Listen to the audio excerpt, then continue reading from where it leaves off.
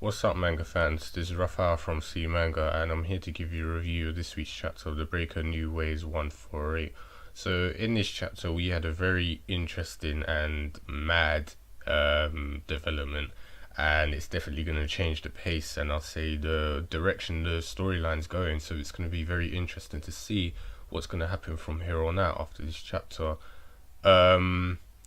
You might as well say the word of the day or phrase of the day is Goomoonryong is God. So he's being praised like hell in this chapter, and it's being revealed to the public, in the normal world. So there's going to be, the divide between that is being cut away.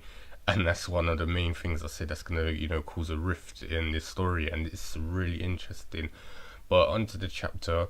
First thing I have to say is I love Sarah Kang. She's one of my favorite characters, and she does it again in this chapter, proving why she's one of the best female characters, because she's always ahead of the game and on point. I can assume last chapter the person Shi-Woon was calling was indeed Sarah Kang, and basically he was telling her about the situation. So she's straight away on point, called High Ilgun to go to where Chun-Woo is and basically save Jong-Il from being assassinated, which he did. And what's interesting is it's like she knew about in the other chapters you can assume that she already had her assumptions from before.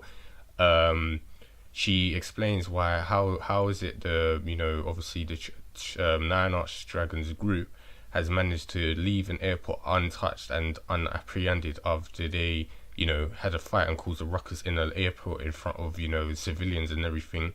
Lots of people, in these inconspicuous cars have been driving. They haven't been touched by police, and the transportation system was shut down at the exact moment and time they tried to track Chun-Woo. Seems all coincidental and too convenient. So basically, Chun-Woo has forces inside the police force, and we see this when Jong-Il makes an attempt to do a plan where he separates all the police from fighting from him, and then leaves him surrounded so he's no escape, and then have the shadow snipers snipe him down. But instead of sniping him, they attempt to kill him, but luckily he was saved by High Ilgun. So it explains why Chun-Woo has been so smug and confident lately, and also brings up the point of that girl in his group saying Chun-Woo's real strength hasn't been revealed. We can assume and obviously speculate that Chun-Woo's real strength isn't just his martial arts. He is a badass martial artist, but he's not an army. What his real martial arts is, what his real strength is, is obviously in his followers. He has a vast amount of allies now, and even in the police force, he has his own, leeches or moles, and like he said, in the form of the shadow snipers. That's just an example of that. So he's pretty much quite powerful now, and he's got dangerous followers to boot. So that pretty much explains why he's so confident and what his true power is. And this can all lead obviously to Kaiser and the I think it was the group of five, the red blue guys. So their influence in this obviously helped him out, and put moles in the police force to help him out. So as I said, that was the main focus on the chapter. It's said we see the last little bit where the shadow snipers, who are obviously S.U.C, unroll these scrolls on top of the building, which basically says Goomoonryong is God, and this is the S.U.C prize giving, or you might as well say welcome party to Chun-Woo.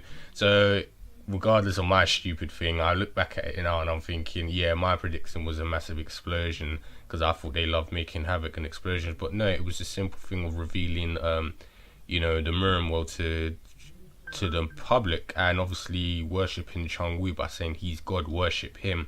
So this leaves obviously the Mirror world and the real world's divide in basically a very difficult situation right now. And Sarah Kang's basically even said that if Chun-Woo's come back and this S.U.C have already made their prize, that means the divide between the Mirror world and the real world is obviously shattered. And if they obviously the Mirror who's still not corrupt, that's Sarah Kang and herself and the rest, they don't obviously gather their strength and combined with the government, they're going to be in trouble. So this also explains why she made Hyogun save Jong-Il because he's obviously a spokesman between the mirror world and the real world. So he's going to be obviously used as a scapegoat to basically force the government to join forces to obviously battle against Chun-Woo, which is obviously a very good plan. And as I said, always thinking ahead, Sarah Khan has already thought of a plan like that. So yeah, as much as we wanted him to die, and especially because of what he's done to Shi-Ho, and it would be good for that to be revealed to kill him, you know, under Chun-Woo's hand, it makes sense for him to stay alive because he's sort of their link. He's not the best link they could find, but he's a link they have at the moment to, you know, obviously align the mirror world and the government to take down Chun-Woo. So it makes sense. He's got to live for a bit more. Maybe he'll die in part 3, but we'll see. And then yeah, that's what I said. So it's very interesting what's going to happen from now on. So I can't wait to see what's going to happen. It seems like the mirror world is going to be revealed to the public, and that's going to cause a lot of havoc. And we could probably even see Chun-Woo take off CO, and that will just cause a massive amount of madness because, you know, the public are going to be informed about the mirror world for the first time, and it's just going to be crazy. The group of 5 and Kaiser could probably start taking over the governments around the world, have their power and influence over everything. And then as I said, Jong-Il one is their only link to help battle against that. So I'm really interested to see what's going to happen next, and it's very, very as I said, this chapter was very, very interesting. It's leading a good setup for the rest of this arc in part 3. So yeah, that's it. It seems like the mirror world and the real world are going to, you know, have their conflicts, as it's been mentioned a long time ago in the part 1, that they can never obviously coincide with each other, and this is going to probably show a mad chaos from now on. And then I could imagine Shi-Woon would be, you know, at the end of the series, you know, like the kind of catalyst what would bring them both together and they can work in harmony, you know, some kind of crap like that. But we'll see what happens. That's way too far off to be thinking about, but it seems, you know, kind of something to look at, a bit predictable. But yeah, that was as I said last time, that was the chapter today. It was really good. Loving the whole twist that was pulled out in this, and I can't wait to see what's going to happen next week. So you heard my predictions and my thoughts about this chapter, but what about you? Leave them in the comment box below as usual.